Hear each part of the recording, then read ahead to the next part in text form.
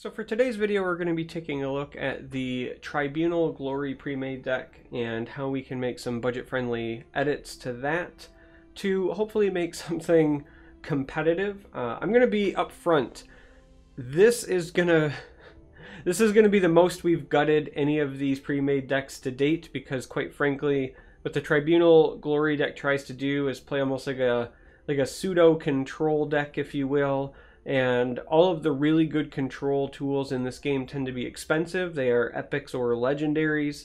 And the format for these videos are that we only suggest crafting cards from the pack-based sets. So that means no Forgotten Hero Collection, Madhouse, none of the story mode stuff, because all of those have pretty big upfront costs. And again, we're trying to make this new player friendly, budget friendly, and we're only crafting commons and rares. So building a true control deck that wants to use things like Ice Storms and Dawn's Wraths doesn't really fit the budget-friendly mode of attack. So we're going to throw the general plan of this pre-made out of the window, and we're going to make this be almost like a mid-range Tribunal deck.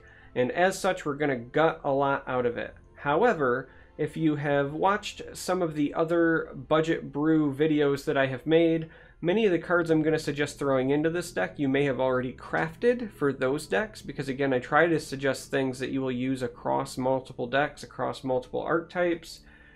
So with this big preface out of the way, yes, we're going to gut a bunch, but hopefully these are things you either already have in your collection, or you can take some solace in the fact that you can use these for other decks as well. So let's start, now that I've got that big disclaimer out of the way, pulling things out of this deck. And let me just tell you, again, we're gutting it fast. So Execute, great control tool. We don't want it in our mid-range deck. Ghostgate Defender, great control tool. Not really going to fit our plan. Illusory Defenses, just not very good for what we want.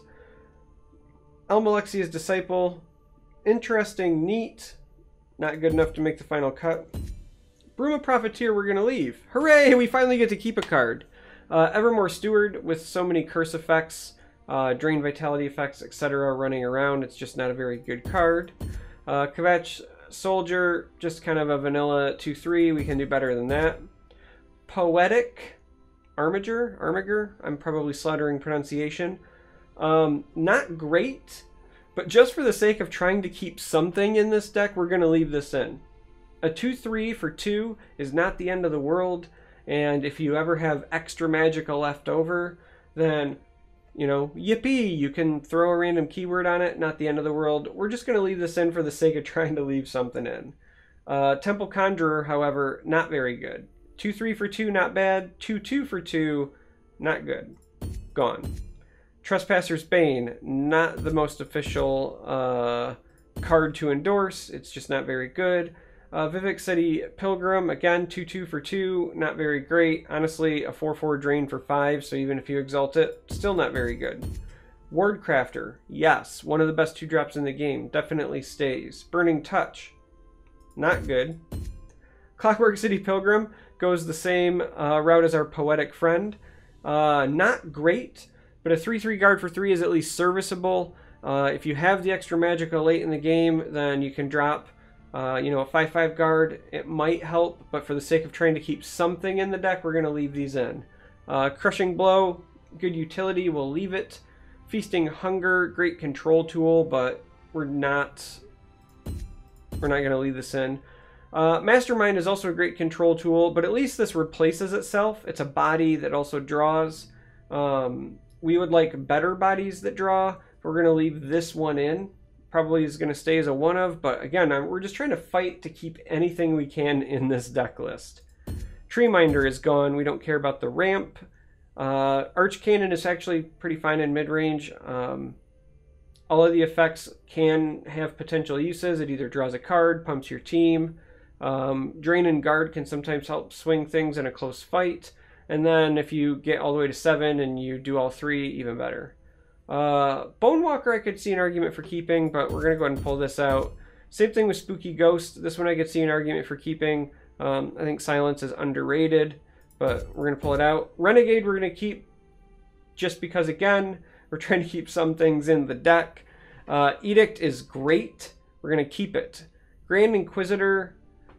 This would be better if we were going to be running more rally effects, but as of right now, we don't have necessarily a ton. So we pull it. Hive Defender, great, we'll keep it. Lightning Bolt, yay, we're finally getting to keep stuff in. Pilgrim, however, gotta go. North Point Captain, not very good for what we want to do. Templar, I could see an argument for keeping because it swings for 5, but the rest doesn't really help. This Oathman, not very good for what we want to do. Bodyguards, 2 vanilla. Ordinator, fantastic card. Let's go ahead and keep it. Light of the Tree, not the most fantastic card, but it's good enough and it's an epic. We're going to keep it just to keep things in the deck. Javelins are great. Fate Weaver, good, but we're not going to be running nearly enough prophecies to warrant keeping it, so sadly this goes. Golden Sate, good enough to keep. Magister, one of the best cards, in my opinion, to come out of Houses of Morrowind. Fantastic card, great epic, sweet, definitely keep. You keep this in control, you keep it in mid-range, you keep it under your pillow at night. Dark Harvester, however, gotta go. Patriarch, we're not running nearly enough Exalt creatures to keep at this point. Power of Elmsivi, we're dropping the control strategy. Shrine Guardian, not great, but it is an epic, and we want to keep something in the deck.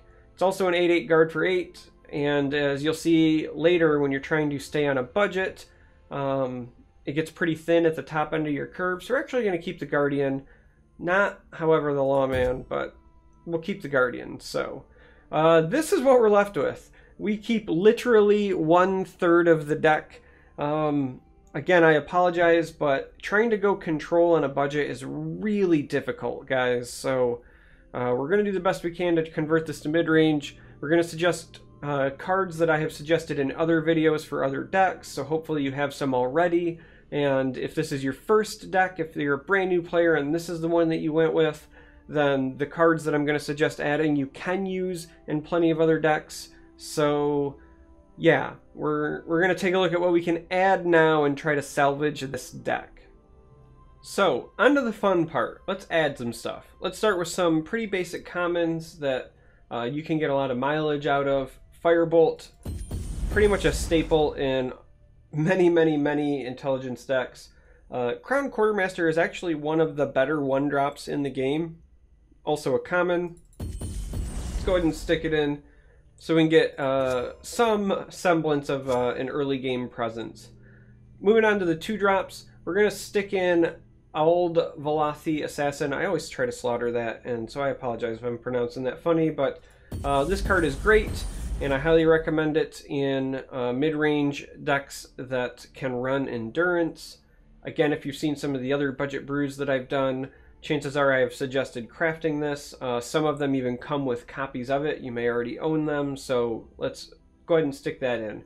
We're also, while we're in the Endurance 2-drops, going to add Dragon Tail Savior. This is a common, but it's a 2/3 for 2 that is very often a 3/3 or a 4/3 for 2 if you're playing it into a contested lane, which is a lot of stats for a low Magicka investment. And then our good friend Windkeep Spellsword, one of the best 2-drops in the game. We're going to go ahead and stick those in as well. We already have 1 copy of the Bruma. We're going to go ahead and put 2 more in. I think I just said go ahead twice, but that's okay. We'll pretend like that didn't happen. Bruma's great. 3/2 for 2. Also lets you gain a little bit of health. If you don't own the Brumas, you can also potentially sub in something like Cleric of Kine, but again, Bruma, Safecraft, you'll use it in a bunch of decks. Then we're going to go to the Intelligence 2-drops and add more staples. So again, these are things you can feel 100% confident crafting. Shrieking Harpy sees play in a ton of decks. And then we already have 1 Word Crafter, so we're going to go ahead and add 2 more. And that will be our 2-drops. So moving on to the 3-drops, again, we've got the Pilgrim. We have 2 Crushing Blows, so at this point, why not add a 3rd? And then we're going to go ahead and go to Eastmarch Crusader. This is, again, a card that's a pretty solid mid-range staple. A 4/2 for 3 is solid stats, but the fact that it draws a card if you've broken at least one rune means that it replaces itself. So yes, it does die to Firebolt, however, you're going to draw a card to replace it, so a lot of times you're still kind of coming out ahead. You're making your opponent use resources, you're continuing to dump threats onto the board. All is well in the world. We're going to hop on over to Endurance, and we're going to grab some more staples. Haunting Spirit, one of the better 3-drops in the game. And then while we're here, we might as well go ahead and grab the Young Mammoth. If you run mid-range and you run Endurance, you run Young Mammoth. It's just that simple. Fantastic card. The Mastermind, like I said, we're going to leave in because, quite frankly, we were just trying to leave something in from the deck. As a 1-of, it's probably fine. It does replace itself, but, you know, when you compare it to, like, Eastmarch Crusader, you get a 2/1 versus a 4/2. Yeah, this gives you card choice, so the quality might be better, but in a aggressive-ish, mid-range deck, the stats matter. But again, we're going to leave it. Lastly, while I was in Willpower, I forgot to include the cool Lawkeeper. This card is very, very good. One of my favorites from Houses of Morrowind. The 6 health is fantastic. The fact that it has guard and protects your other smaller creatures is great, and the rally can potentially provide a lot of value. I swear I haven't been drinking. If I'm slurring my words, it's just because I got a lot going through the brain and my mouth cannot keep up. So, moving on to our 4-drops. Archcannon stays, Renegade and Edict are staying because, again, we're trying to keep cards in the deck. Also, Edict is just good. But Hive Defender. Hive Defender, you can stick more copies in. This is a safe craft. You will use a ton of them. Now, some of the other 4-drops we're going to stick in for the rest of this are suspect. Keep in mind that that's because we're trying to do this with commons and rares.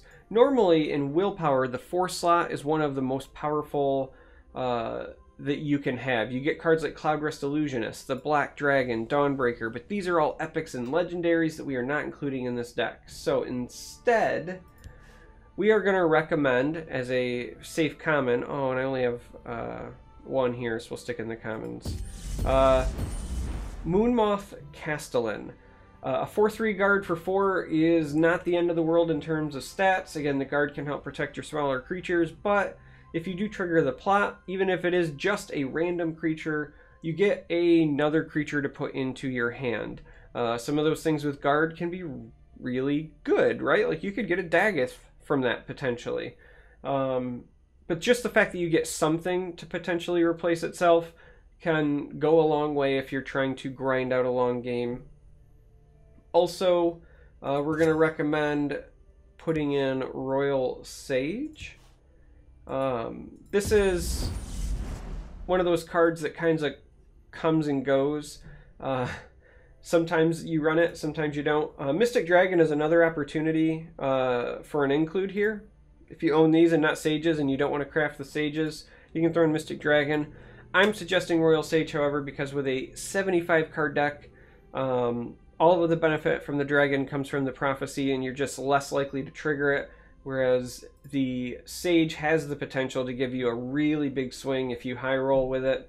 Sometimes you can sneak in lethal just by giving it self-charge. There's a lot going on with the Sage, so we're going to recommend that.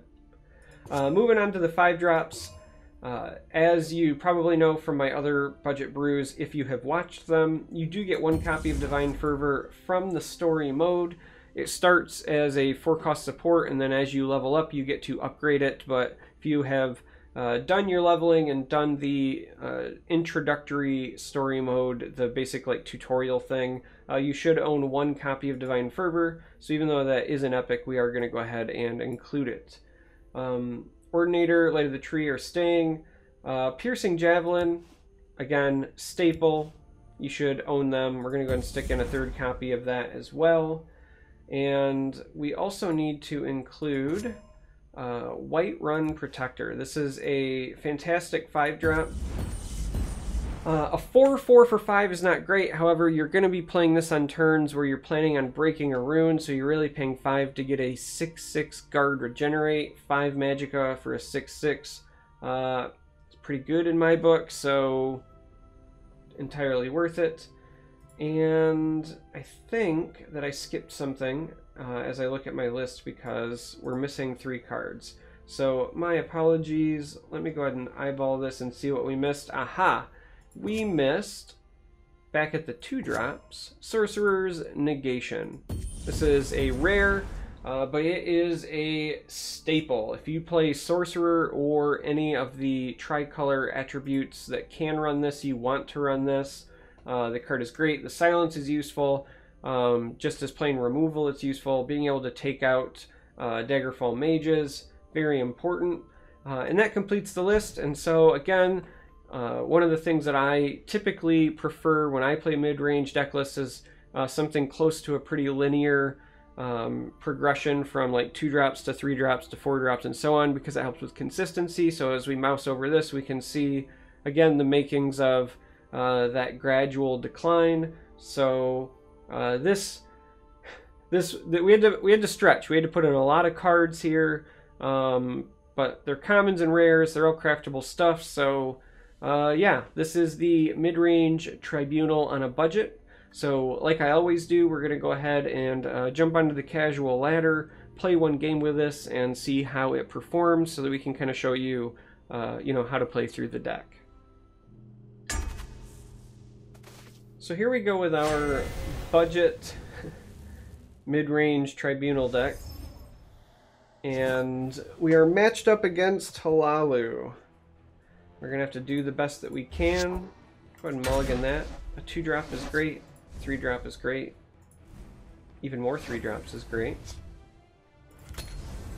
So let's see what we can do here. Hlaalu is, as of recording this, kind of the scourge of the ladder, if you will. So very, very good deck. Lots of people are playing it. It's very well represented. You can expect to run into it. So this will be interesting to see how this goes. Mora tests us. Time to fight. You can't defeat me. So as much as I'd like to develop this, we would really like to pull this off. So we're going to go ahead and play the Mammoth. More Nord Firebrands can in fact take it out. We know that they have at least the 1.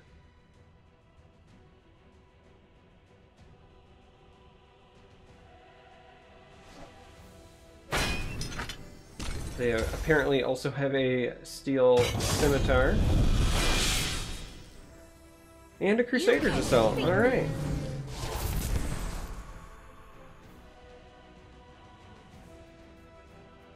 That was a pretty painful turn for us. There wasn't a ton we could do about it. We're gonna go ahead and play a Dragon Tail and then get rid of that before they can do more crazy things. But now they are ahead on cards, ahead on resources, so we have to fight for control of the board as best that we can.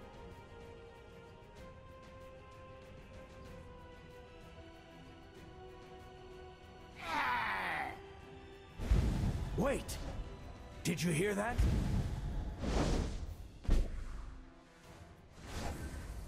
Alright, that's actually a really good top deck for us because we wanted something to pair with a 3-drop. Ideally, we don't want to use a Javelin there, so Too late for you. we're going to go ahead and pull that off. They can get this value trade here, but again, we're just trying to fight for board at this point. If you're looking for trouble, you'll find it. I'm going to put this over here for insurance. On the off chance that they have something to remove the Lawkeeper, whether it be, you know, Execute, Grizzly Gourmet, Earthbone Spinner. I've seen a lot of different variations of this deck. We want some insurance on getting rid of that Goblin Skulk. But again, you'll notice we are vastly behind in terms of resources. Which is what this deck does. This is why Hlaalu is as popular as it is, because this replaces itself. This replaces itself. Marked Man gave him a card. Raiding Party gave him 2 cards. Crusader's Assault gave him 2 cards. You basically don't run this deck out of resources, so... You took a wrong turn. Let's go ahead and take our value trade there. We'll do that as well. And we'll drop a Giant Hunting Spirit. And then hope we draw a creature next turn to take advantage of these rally effects.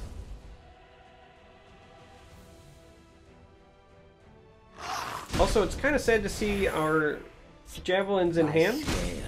Javelins in hand means they are not in our deck to get nice, cheeky prophecies. So, alright, and we did not get anything to benefit. Should have been more worried. You took a wrong turn, stranger. With the rally. We are going to go ahead and remove this to slow them down and use a Firebolt here. And then pray. Because they have 1,000,000 resources. And are still somehow ahead on life. Giant Bat seems pretty good for them. And not so great for us. Missing on the 2 rally triggers that last turn really hurt us. Wait! Did you hear that? It's the downsides of a clunky hand. Alright, there's one makeshift defenses. They still have one more in their hand somewhere. Oh, there we go. 6 cards left. If you want to talk business, you've come to the right place. Alright, so we're going to go and do that. We're going to go and do that. We're going to negate this, which will kill it, because it silences it first. And we're going to play another giant 5/5. Now, the bat is probably going to eat our lethal creature here. Not much we can do about that. It does also gain them even more health. Halalu just doing Halalu things. With still 6 cards in hand.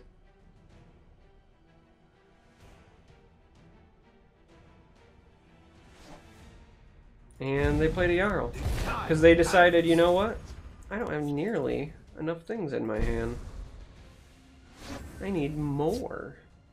More, I tell you. Alright, so before we swing, we're going to go ahead and play the Archcannon with Exalt. The Tribunal will always come to the people's aid. Behold the Tribunal's power. And we're going to give this Drain and Guard, mostly because if that dies, it'll still buff something else. Now, we give them runes, but it doesn't matter. They already had 1,000,000 cards. The good news is, however, that puts a decent amount of pressure on them. Just tell Bad me news who is they're about stand. to basically go off. I'd be shocked if our 6/6s survive here. Mora tests us.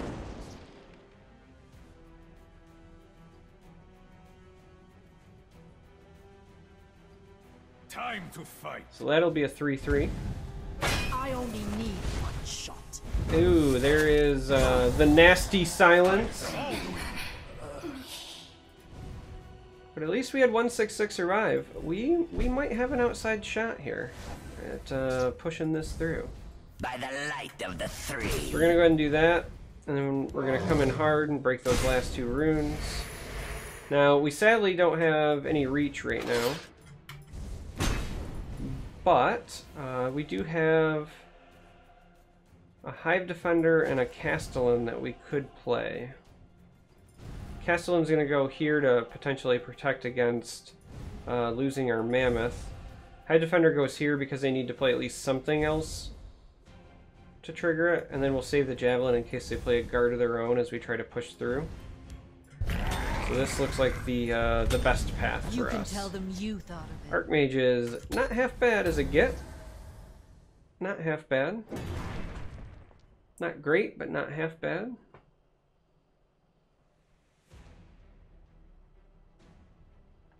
So we're in a really good place if we can, you know, top deck a lightning bolt, for example. Even a crushing blow might be good enough, as this could sneak into damage.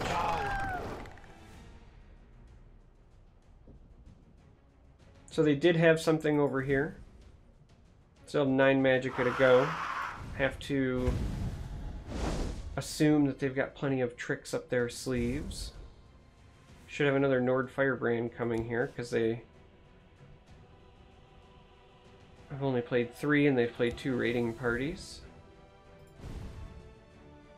So a charging Nord Firebrand and these two could trade into this. Let's see if we can't reach an arrangement. That also is another way to do it. Now we do have this guard kind of helping us out. Interesting he chose to play this before a Firebrand, though. The Firebrand, you could have played this afterwards, still triggered the plot. But now the Firebrand won't get the Haunted Manor trigger. So I'm kind of surprised by that ordering.